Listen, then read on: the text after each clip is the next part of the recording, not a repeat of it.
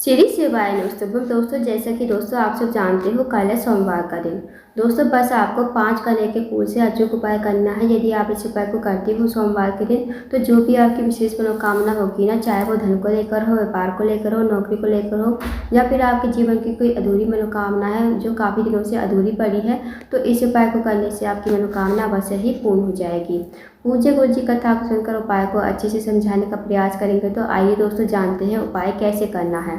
पहला जो उपाय है दोस्तों, वह है विशेष मनोकामना पूर्ति के लिए। अगर आपका कोई कार्य भी अटका पड़ा है ना, तो इस उपाय को करने से आपका कार्य भी पूर्ण हो जाएगा। साथ ही साथ अगर आपकी नौकरी नहीं लग रही है, आपकी नौकरी भी लग जाएगी। आपका कोई व्यापार है, व्यापार में वृद्धि नहीं हो रही है, तो इस उपाय को करने से आपका व्यापार भी चलने लगेगा। तो इस उपाय को करने के लिए सबसे पहले आपको लेना है 1 लोटा जल, साथ ही आपको लेने हैं 5 कनेर के फूल।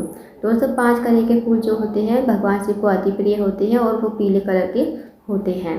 तो आपको 5 कनेर के फूल लेने हैं और 1 लोटा जल लेना है तांबे के पात्र में। अब आपको चले जाना है शिव जी के मंदिर में। शिव जी के मंदिर में जाकर सबसे पहले आपके पास जो 5 कनेर के फूल हैं, ये आपको 5 स्थानों पर समर्पित करने हैं। सबसे पहला स्थान है गणेश जी का। अब दोस्तों आप सबको पता होगा कि शिव जी का जो पूरा परिवार है वो जलाधारी पर ही विराजमान है। तो गणेश जी का जो स्थान होता है जलाधारी के राइट साइड पर होता है। तो वहाँ आपको पहला फूल कनेर का श्री शिवाय नमस्तुभ्यं कहते हुए समर्पित कर देना है। अब जो दूसरा फूल है वो आपको भगवान कार्तिक के स्थान पर समर्पित करना है। भगवान कार्तिक का जो स्थान होता है वो जलाधारी के लेफ्ट साइड पर होता है। तो वहाँ पर आपको दूसरा फूल समर्पित कर देना है श्री शिवाय नमस्तुभ्यं कहते हुए। अब जो तीसरा फूल है वो आपको माता असुरसुंदी के स्थान पर समर्पित करना है। दोस्तों माता असुरसुंदी का जो स्थान होता है वो जलाधारी के बीचों बीच में होता है। माता असुरसुंदी शिव जी की सबसे छोटी और प्रिय पुत्री है। जलाधारी के बीचों बीच में मोटी सी लाइन बनी होती है नाग देवता की तरह, तो वही माता असुरसुंदी का स्थान होता है। तो वहाँ पर आपको तीसरा कनेर का फूल समर्पित कर देना है श्री शिवाय नमस्तुभ्यं कहते हुए। अब जो चौथा फूल है वो आपको पार्वती जी के हस्तकमल पर समर्पित करना है।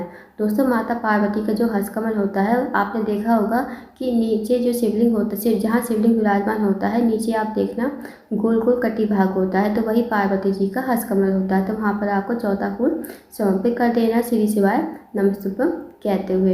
अब जो 5वां फूल है वो आपको शिवलिंग के ऊपर, पहले इस फूल को आप अपने हाथ में रखोगे, भगवान से प्रार्थना करोगे। जो भी आपकी मनोकामना है, जो भी आपका कार्य अटका हुआ है, आपकी नौकरी नहीं लग रही है, आपका कोई व्यापार है, व्यापार में वृद्धि नहीं हो रही है, तो आप अपनी मनोकामना बोलोगी।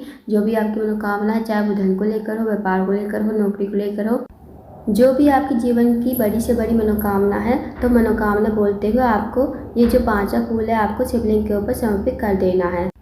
अब जो आप शिवलिंग के ऊपर फूल समर्पित करोगे ना कनेर का, वो आपको देखना है कि जो फूल का खिला हुआ भाग होगा वो आपको अपने सामने रखना है। तो इस तरह आप फूल को समर्पित करोगे।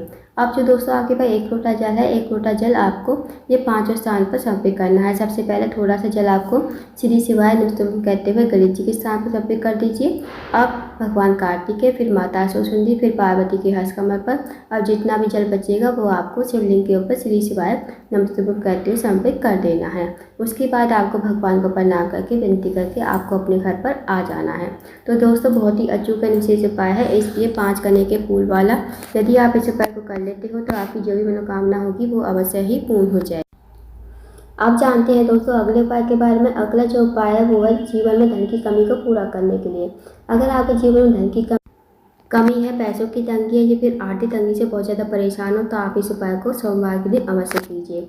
इस उपाय को करने के लिए सबसे पहले आपको एक दीपक तैयार करना है। दीपक जो आप तैयार करोगे, आपको मिट्टी का दीपक तैयार करना है, गोलबाती का घी का दीपक आपको तैयार कर लेना है। इस उपाय को आपको शाम के समय यानी प्रदोष काल में शाम के 5:30 से 7 के बीच में आप इस उपाय को कर लीजिए।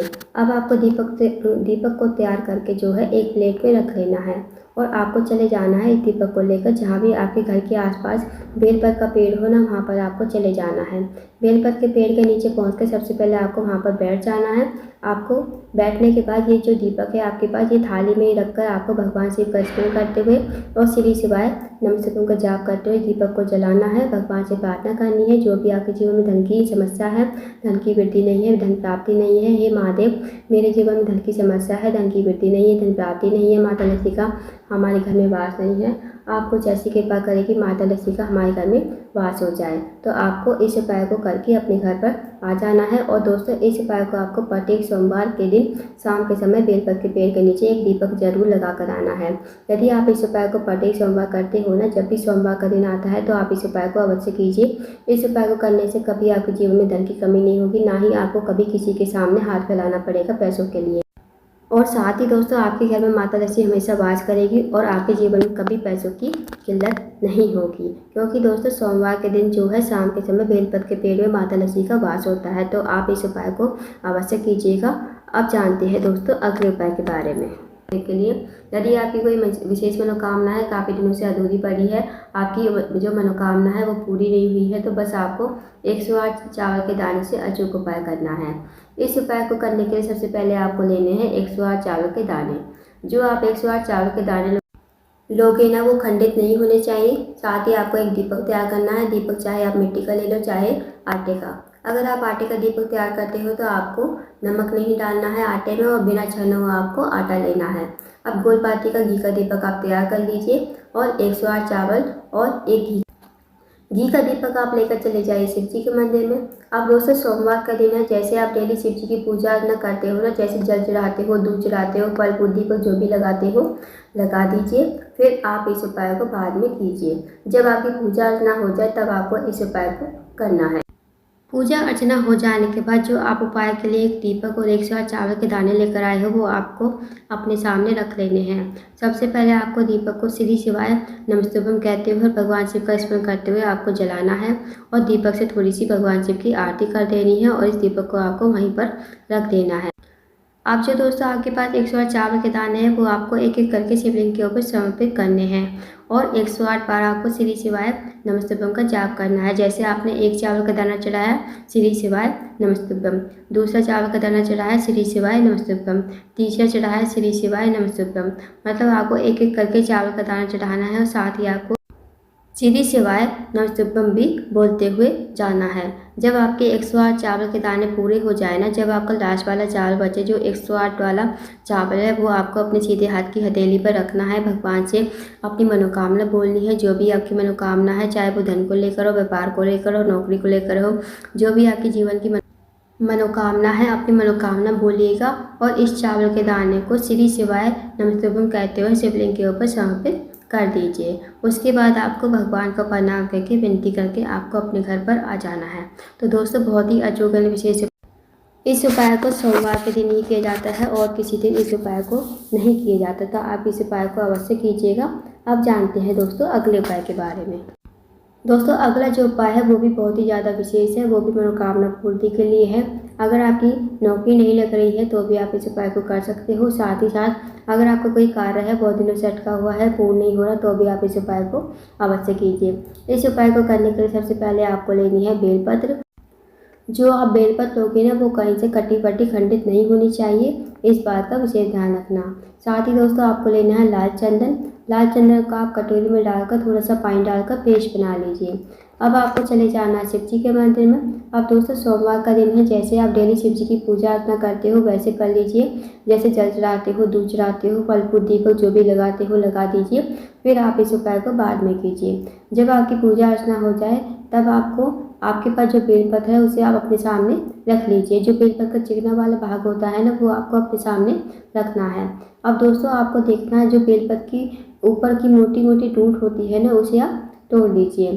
तोड़ने के बाद लाल चंदन का जो पेस्ट बना है ना उसे आपको उस दूध को लाल चंदन के पेस्ट में ही डाल देनी है और इसी दूध से और लाल चंदन को लेते हुए आपको बेलपत्र पर 108 बिंदी लगानी है लाल चंदन की। जैसे आपने दूध को लाल चंदन में भिगोया और एक बिंदी लगा दी, फिर दूसरी बार दूध को भिगोया लाल चंदन में, फिर दूसरी बिंदी लगा दी। ऐसे ही आपको 108 बिंदी लगानी है बेलपत्र की तीनों पत्तियों पर। और दोस्तों साथ ही आप जब बिंदी लगाओगे ना 108 बिंदी, जैसे आप पहली बिंदी लगाओगे तो श्री शिवाय नमस्तुभ्यम बोलना है, दूसरी बिंदी लगाओगे श्री शिवाय नमस्तुभ्यम, तीसरी बिंदी लगाओगे श्री शिवाय नमस्तुभ्यम। ऐसे ही आपको 108 बिंदी 108 बार आपको श्री शिवाय नमस्तुभ्यम का जाप करना है और 108 बिंदी जो है आपको बेलपत्र की तीनों पत्तियों पर लगानी है। तीनों पत्तियों के ऊपर अगर 108 बिंदी नहीं आती है तो आप एक के ऊपर एक बिंदी भी लगा सकते हो। जब आपकी 108 बिंदी पूरी हो जाए तब आप इस बेलपत्र को अपने हाथ में लेना, भगवान से प्रार्थना करना। जो भी आपकी मनोकामना विशेष है, जो भी आपकी मनोकामना है, चाहे आपका कोई कार्य है बहुत दिनों से अटका हुआ है, पूर्ण नहीं हो रहा है, आपकी नौकरी नहीं लग रही है, तो आप भगवान महादेव से प्रार्थना कीजिए और इस बेलपत्र को श्री शिवाय नमस्तुभ्यम कहते हुए शिवलिंग के ऊपर समर्पित कर दीजिए। अब दोस्तों जैसे जो आपने बिंदी लगाई है ना, तो बिंदी का जो हिस्सा होता है वो शिवलिंग के ऊपर स्पर्श होना चाहिए। तो इस तरह आप बेलपत्र को समर्पित करोगे शिवलिंग के ऊपर।